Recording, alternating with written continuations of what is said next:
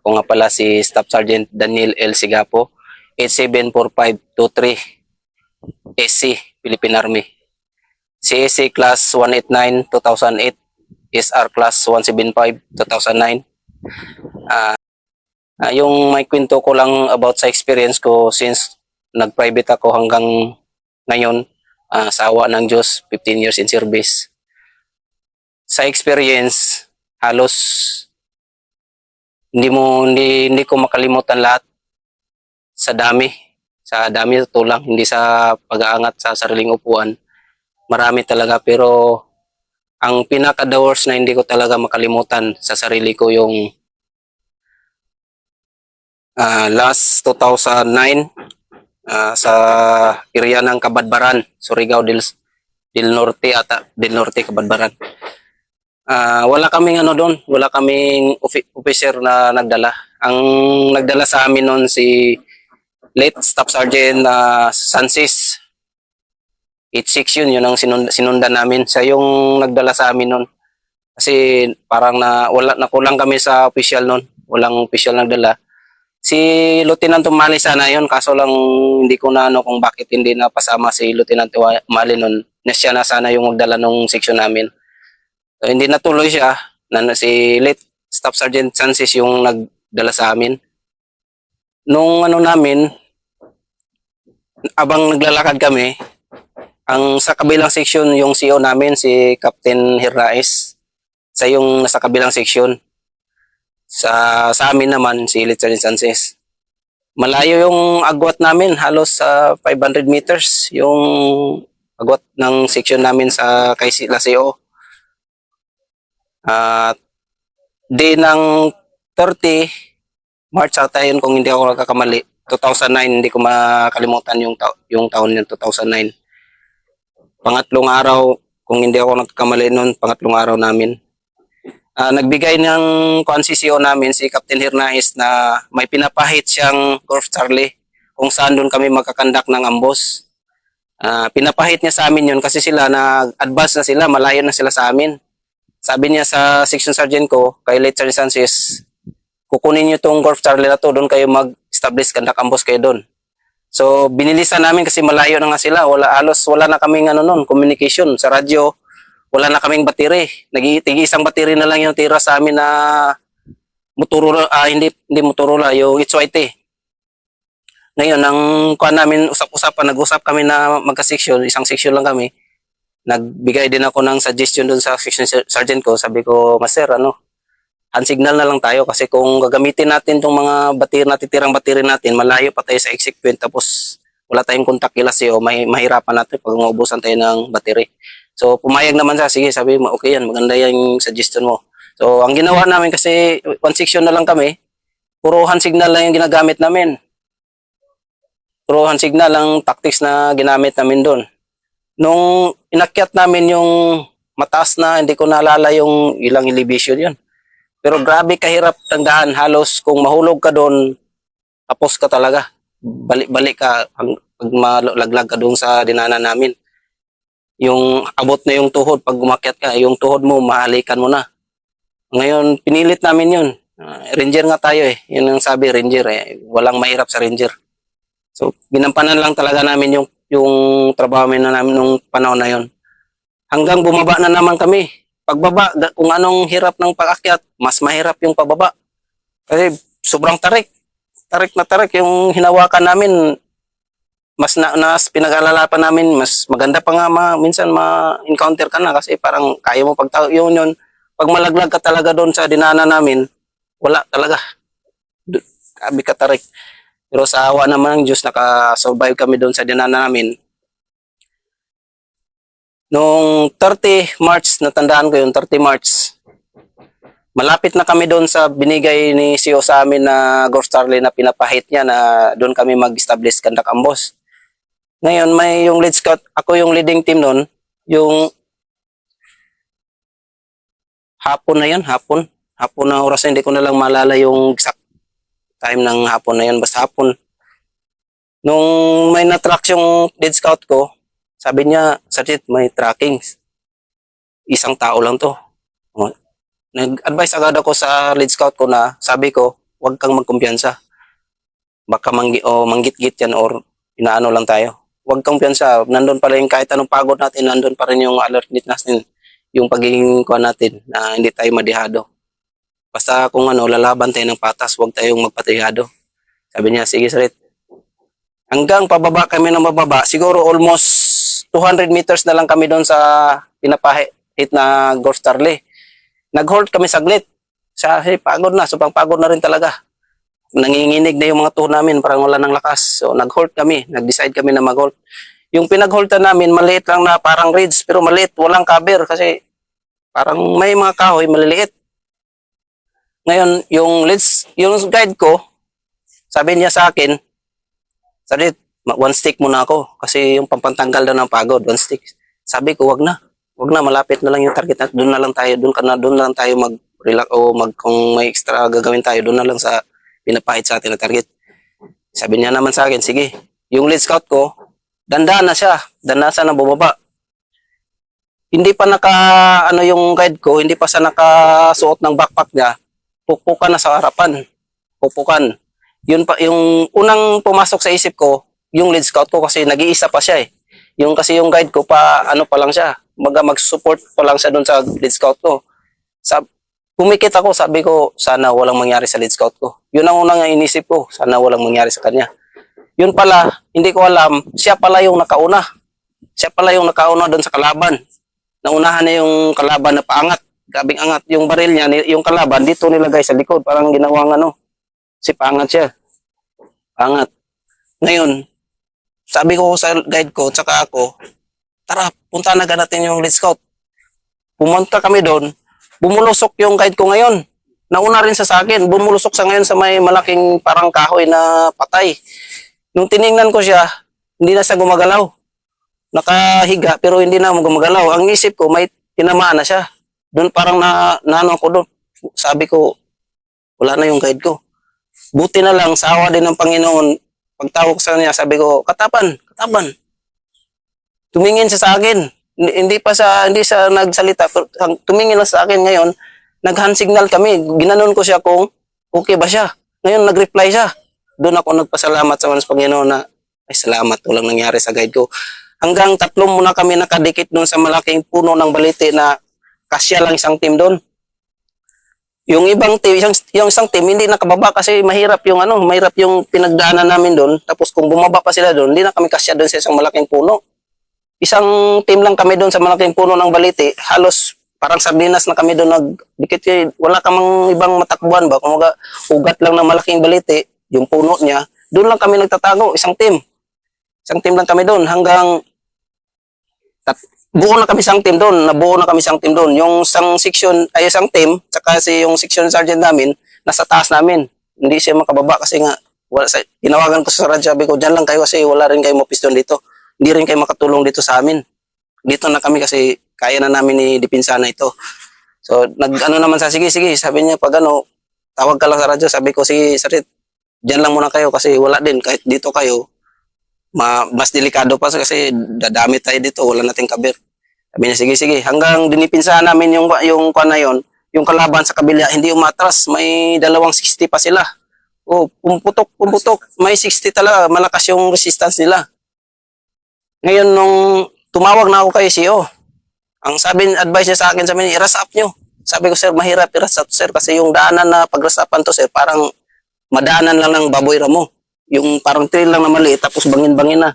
Yung kalaban sa kabilang high ground, na halos kapantay lang din namin. Ngayon, sabi niya, sige, gawan nyo lang paraan. Sabi ko, yes sir, kami nang bahala dito sir. Ngayon, tumawag si Istri, Sir Kaluwing ata yung acting nun eh. Sir Kaluwing, naalala ko. Tumawag sa radyo. Kinukuha niya yung sitwasyon namin doon. Ako na yung sumagot sa radyo, ang tinanong niya, yung location namin, saka yung location ng location ng kalaban. So, binigay ko yung location namin, saka yung estimated location ng kalaban doon sa encounter area namin. Ngayon, ako na yung nag-guide din sa putok. Ako parang naging forward observer na lang din ako doon. Kami rin magka-team. Sinasabi ko saan ba pumutok. Ngayon, ginagay namin si Sir Kaloy. Sabi niya, sir, malayo sir, yung patak ng kanyon sir. Ganon sabi niya. Hanggang nawawala na yung support, yung fire support, nawala na. So ngayon pinakaramdaman ko na yung pinakaramdaman na namin yung sitwasyon doon, kaya na namin i-rush up. Kaya na namin kasi maingay na yung kalaban, maingay na, may narinig pa kaming bata babae, may narinig kaming bata, babae na nagsisigaw, umiiyak. Umiiyak. Tapos nung pakiramdaman ko sa unahan, kasi ako yung team ko nga lang doon nandun, sabi ko kaya na natin rush up ito. Tapos ang diskarte na ginawa ko doon sa team ko, sabi ko isa-isa. Ngayon hintayin mo yung sabihin ko, pag sinabi ko takbuhin mo yung isang puno, tatakbo ka doon, ika-cover fire ka lang namin. Pagputok namin dito sa bandang kaliwa yung namin kasi parang dito yung kalaban, dadaan ka lang sa baba, pero kukunin mo yung isang puno. Ngayon ginawa namin yun. Sabi ko, okay, pag magbilang ako 1, 2, 3, putok, tapos takbo ka na. Yun ang ginawa namin. Volume fire kami, tatakbo siya yung lead scout to. Ganon din yung ginawa ng guide ko. Ganon din yung ginagawa niya. Ganon lang yung tactics na ginawa namin din. Puno to puno kami magtakbo. Ngayon may napansin yung yung guide. Sabi niya sa akin, Sarid, may baril. Sabi ko, mamaya na yan. Balikan na lang natin kasi pabor naman sa atin yan. Hindi naman nila makakaber yan. Unahin natin yung ma-occupy natin yung pwesto ng kalaban doon sa kabila.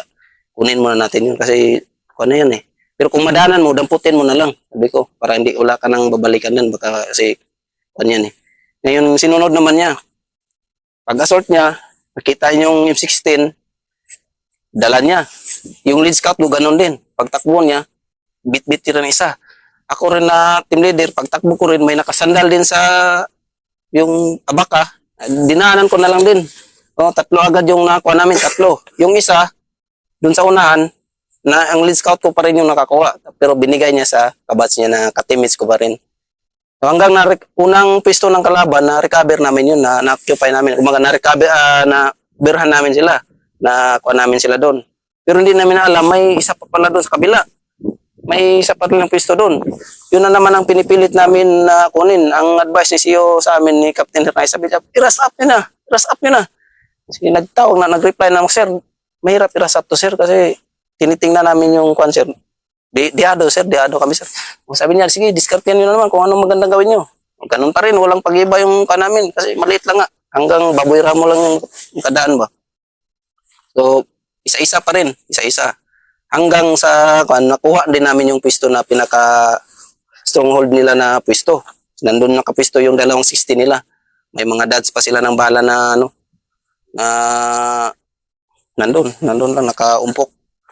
Sa balikan ko lang yung isang team, ang ginagawa nila sa taas, parang naglalaro lang sila kasi doon pumapatak yung 2-3 sa kanila Pinuputakan kami ng 2-3, doon tumatama sa kanila. Parang sila yung mas na delikado nung time na yon. Kami, parang safety na kami kahit kami yung nakadikit. Yung kalaban, doon pala yung pinupuntorya sa likod namin. Ang isang team, yun ang naging delikado doon. Pero sa awa naman, Diyos, wala rin nangyari doon sa unang araw na encounter na yon. So nakuha na namin yung pinaka matibay na posisyon nila. Natulog kami doon ng isang gabi. Kasi hapon na, hanggang alas 5 pa yun, may nagpuputok-putokan pa kami, pero parang recon fire na lang sa kalaban yun.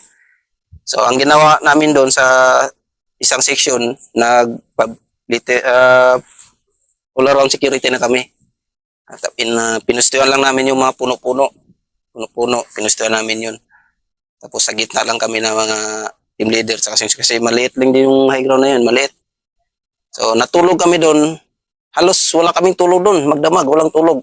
Walang tulog kasi may kumakaluskos sa gilid-gilid.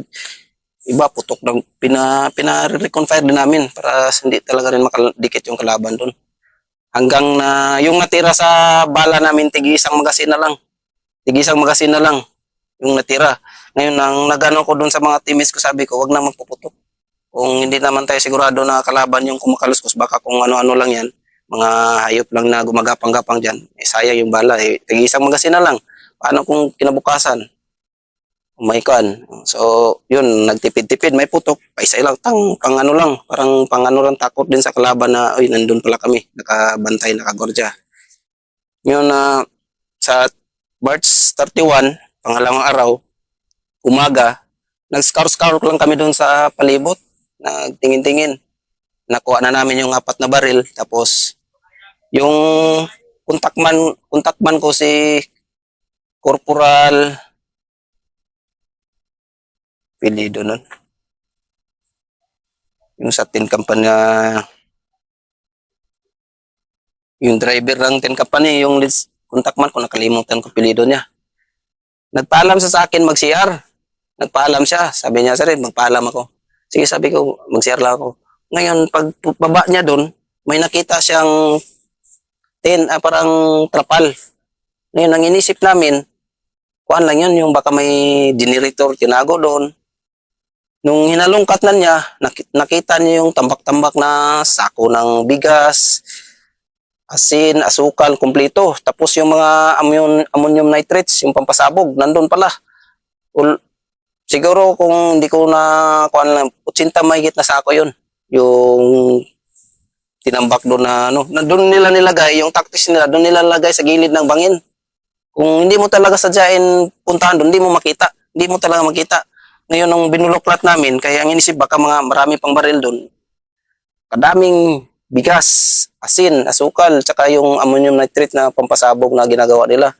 Ngayon, ang ginawa namin doon, sabi ni Late Sergeant Sansi, sabi niya, tinawag namin kasi, oh, sir, may mga nakita kami dito, ano, sir, na-discover kami, ano, tawag dito, yung mga, yung mga sako-sakong bigas, asukal, ganun, mga pampasabog. Sabi niya, hakutin nyo. Sir, sabi namin, kadami to sir, hindi namin kaya to. Sabi niya, sa makayan nyo lang. Sige sir, sabi niya, sige sir. Ngayon, inahakot-hakot, dinadanda namin paakyat dun sa pinapistuhan namin. Yung isang team, nandun lang, naiwan sila doon. Naiwan ka kami, hakot, dandahan, pahinga. Hanggang mga alas 11 na yon, alas 11. Nagpahinga kami. Pero naka-security pa rin kami doon. Hindi kami nagano doon. Naka-security kasi nandun pa rin. Kasi nandun pa kami sa area eh. So, dapat ang security, nandun pa rin. Alas 11 na yon, nagpapahinga kami. Sabi ng section sergeant namin, sabi niya, kain muna tayo. Sabi ko, sige sir, kain muna tayo. Dami-dami pa yun. Tagal pa natin matapos yan kung tayo lang mag-hakot-hakot niyan. Maya-maya, pagtapos namin kumain, yung lead scout ng kabilang team, si Corporal Anaya, nandun siya nakagwardya, doon sa malaking puno.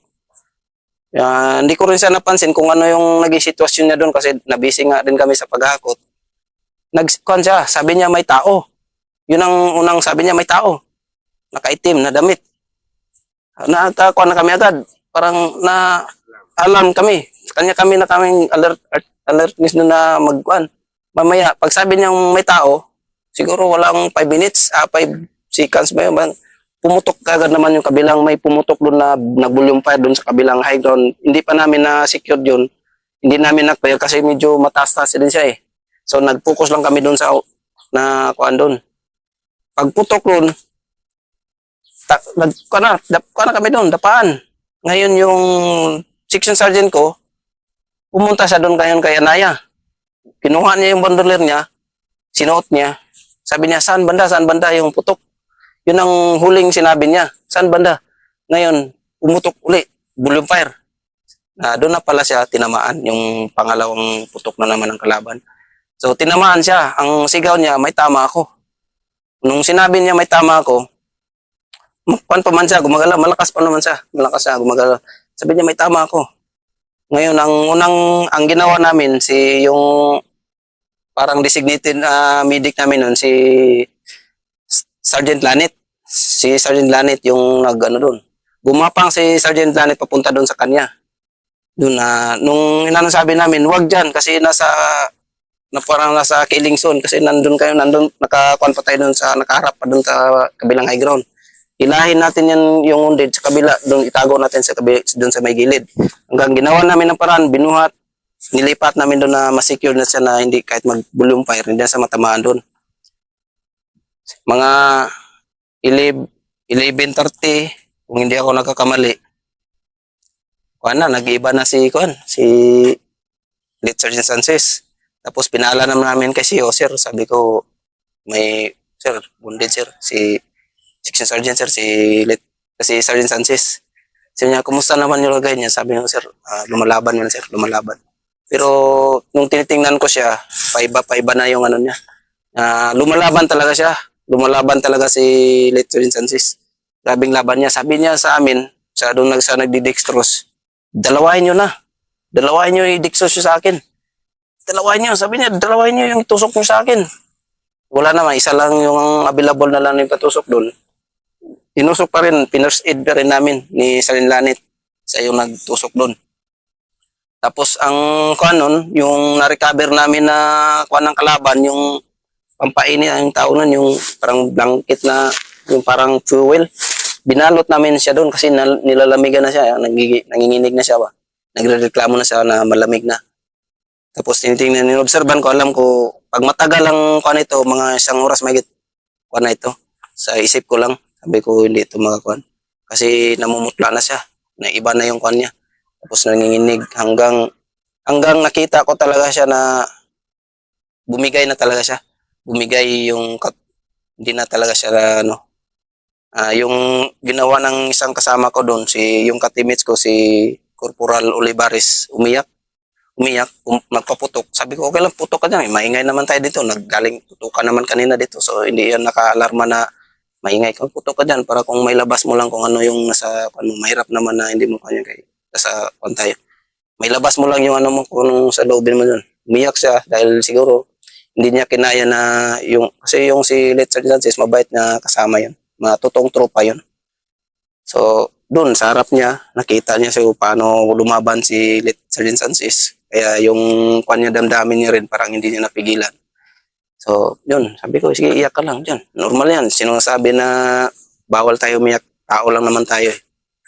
Hanggang nailabas niya yung sa loobin niya, okay na siya. Tinawag ko na kay CEO. Sir, sabi ko, wala na sir.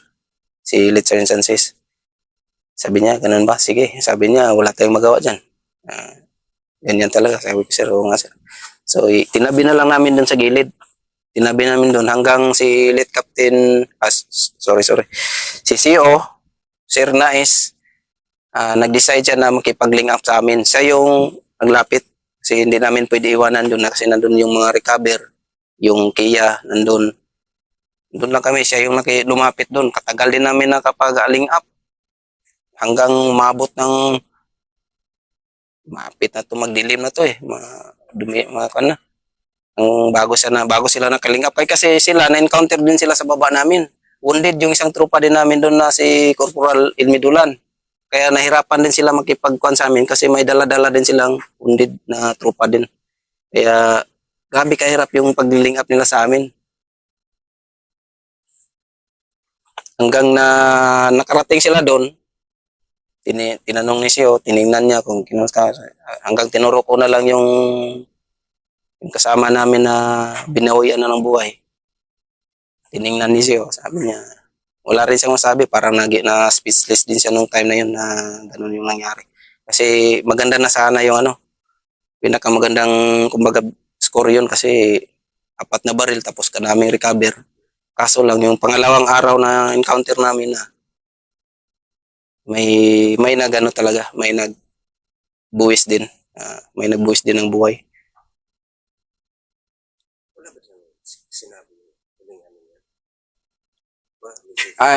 Tama ba nakalimutan ko. May naalala ko sa kanya nung time na March 30 kasi 31 siya namatay eh. March 30 nung kasi hindi man kami may mga siyempre okay na kami magkakaroon may recover di ba ganun man tayo recover medyo kantayin. Sa kanila sa isang team sabi niya na doon kay Lanit may nakita siyang 40 pesos. Sabi niya ito ibili natin ng soft drinks pagbaba tapos magmasaw tayo sabi niya.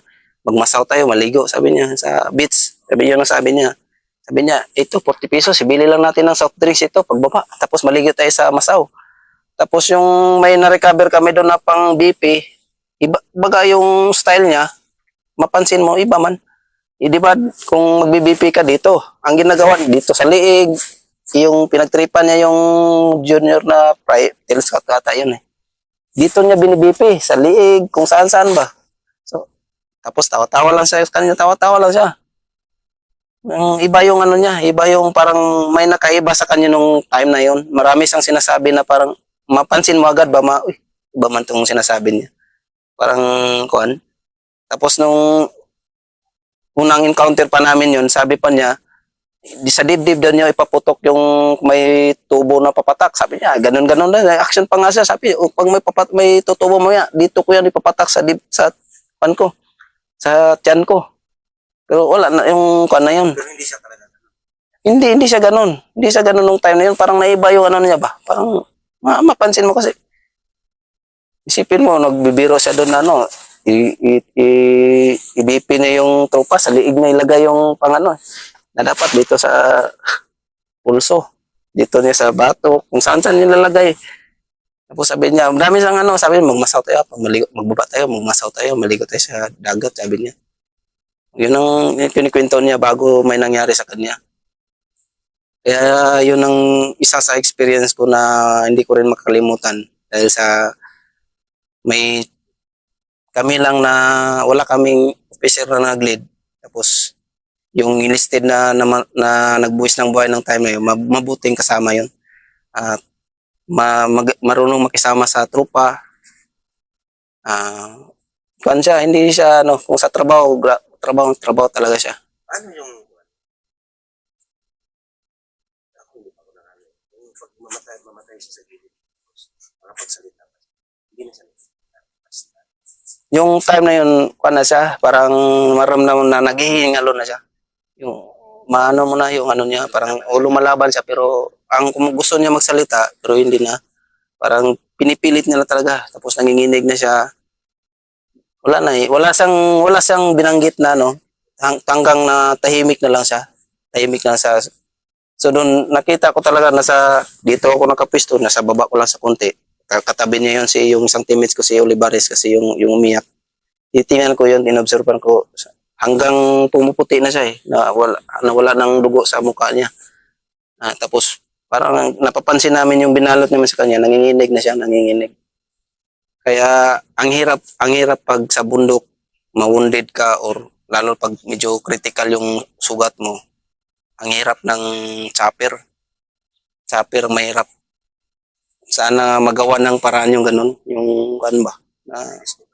Ma-rescue. Pero kung na-rescue siya doon, Kung ma-rescue nung panahon na yon, mabuhay siya kasi alas 11 na yan. alas 11, magit isang magit halos mag-isang oras bago sa na ano eh. Kung na-rescue sa agad, mapunta sa agad sa ospital, magamot agad yun. So ang isa sa kung din yun, yung medyo hindi man din natin maano yung mga kasamahan din natin sa ano kasi mahirap din yan no, yung weather. Medyo makulimlim, yung mapagi, tapos umuulan. Yan hindi na natin kasi din eh. Oo, baka mas lalo pa dumami na yung ano natin. Sabihin na natin matapang tayo. Ano naman yung pangalan ko. Yung makiramdam mo. Matayin. Kasi Pag yung time na yun, master, kasi marami naman lalo na isa rin yun sa Marawi kasi doon makikita mo rin yung kasama mo. Mamaya kakausap mo, maya wala na, tumba na, ganun ba. Pero sa Marawi kasi marami tayong marami rin yung sa personal ko rin na parang ako mismo yung nagdala yung panahon kasi nagiging kon ko rin doon, nagiging acting section sergeant na ako sa nung time na yun. Makakon sa pakiramdam, master, parang malumural ka rin. Hindi mo rin maiwasan malumural. Parang inisip mo, maya baka ako naman yung susunod dito. Kasi lalo pag sabi mo maya, ano kaya kung baka sa isip mo lang naman, hindi mo rin pwede sa ikwento sa teammates mo kasi nakakadagdag lumural yun pag naibanggit mo yun. Hindi mo lang pinapakita. Ang kwan mo lang, bilang team leader, parang wala lang, parang ano lang, normal sa'yo na nangyari. Pero sa kalubluban mo, masakit yun. Kasi nakikita mo siya kung paano siya mamatay, paano siya lumalaban na mabuhay kasi inisip mo may pamilya din siya. Ang inisip mo, may pamilya to naghihintay sa kanya. Anong naramdaman ngayon ng asawa at anak niya na pag nalaman nila na yung asawa niya, wala na. Yun ang yung parang naisip ko doon. Sabi ko, ano kayang kung ng asawa nito? Pag nalaman niya na may nangyari pala sa asawa niya, ano kayang paano niya tanggapin? na wala na pala yung asawa niya. Ang alam niya lang, nag-operate lang. Pero nung balik, pagka ano pala, may nangyari na. So masakit, master, na isipin yung lalo pag nakikita mo yung kasama mo na doon pa namatay sa tabi mo, pang ganun mo. Nakikita mo, masakit sa kwan yun, nakakalumoral. Pero dahil nga doon, sundalo tayo, kailangan mong tibayin yung damdamin o dibdib mo na hindi ka madala sa minsan sa kung anong emosyon na naramdaman mo, kailangan mong labanan. Kailangan mo lang talaga i-counter yun. Paano niyo pinapakita sa kanya? Okay lang yan. Paano niyo siya kinukomfort? Yung napinawagin siya. Nung time na yun, ang sinasabi ko sa kanya, sabi ko, Sanchez, malit lang yan. Malit lang yung sugat mo. Yun ang sinabi minsan kanya. Pero nakita ko naman yung sugat niya, hindi nakalabas yung bala, pero dito sa may bandang una ng pantog niya. Hindi nakalabas yung bala, pero yung kanin may parang lumalabas na kanin. Dito sa bandang tiyan niya, sa may bandang baba ng puso niya. Dito yung tama. Tapos may kanin na lumalabas. Pero hindi namin sinasabi sa kanya na ganon yung parang alanganin talaga yung tama, patal yung tama niya. Ang, oo, sinasabi lang namin, Sir Hinsan, okay lang yan, maliit lang, please, ano lang yung tama mo, okay lang to. Kaya hindi naman ganong to. Sabi, sige, okay, sige, sabi niya, takpan nyo lang, i-first aid. Tapos, dextrosan nyo ako, dalawa na, isabay nyo yung dalawang dextros. Gusto niya talagang mabuhay. Gusto niya talagang mabuhay. Yung pakiramdam na ayaw niya talaga muna may mangyari sa kanya. Yun ang, yung panahon na yun na kuan niya. Yun ang gusto mangyari nung panahon na yun. Pero, hindi talaga siya nakasurvive. Hindi talaga siya, hindi niya kinaya yung tama niya. Kasi yung Isa lang, no? Isa lang. Isang isa lang tama niya sa kwan. Kasi katapos lang namin kumain kayo yung kanin na kinain niya, lumabas sa tiyan niya. Pero hindi lang namin sinabi na lumalabas yung na kwan yung sugat niya. Ang kwan lang namin na balit lang sa rinsan. Kaya to, kaya to. Huwag ka lang magpanghinaan ng loob. Kaya mo yan. Yan. Hanggang masakit yung mga pangyayaring pag ganun. sarap Kahirap. siya ng ano, from the beginning hanggang sa kinabukasan. Hindi na, Yun nga, master. ano na kayo, Oo, nagakot. Ngayon eh. Kumbaga, ano, no? sabi namin, Nakakapanghinayang ang hindi, kaya nga master, yun ang parang ano doon kasi maganda na. Kumbaga, binigyan na magandang tinatawag natin score. Oh, hindi okay na na yan. clear yung Hindi pa namin na-clear yun kasi layo. hindi naman sa malayo, pero dito pa kasi kami nakapokus. Tapos isang section lang kami, kumbaga hirap namin din iwan ito kasi madami pong pwedeng approachan din ng kalaban na. Tapos nabisi din kami sa paghahakot ng ano, ng mga items doon na mga na-recover namin na pinagdala namin doon sa tuktok, sa pinagpistuhan namin. Eh yung isang medyo high ground, pero ang kalaban noon hindi doon mismo rin talaga sa high ground. May malaking bato dito sa baba, doon lang siya nagpwisto. Kasi nung nag-volume fire siya, sabay target jam siya doon sa pababa. Wala na, kahit anong nga pa namin doon, hindi namin Malayo talaga nilang alam nilang may mga yun ang parang hindi nila kuan yun, master, na ayaw nila munang iwan yung pinag-encounter site kasi nandun yung mga titingnan nila, baka umalis kami para i-recover nila yung mga iniwan nila doon. Kasi kalaking kuan, mahigit 80. Yung sintang sako yun, yung kuan doon.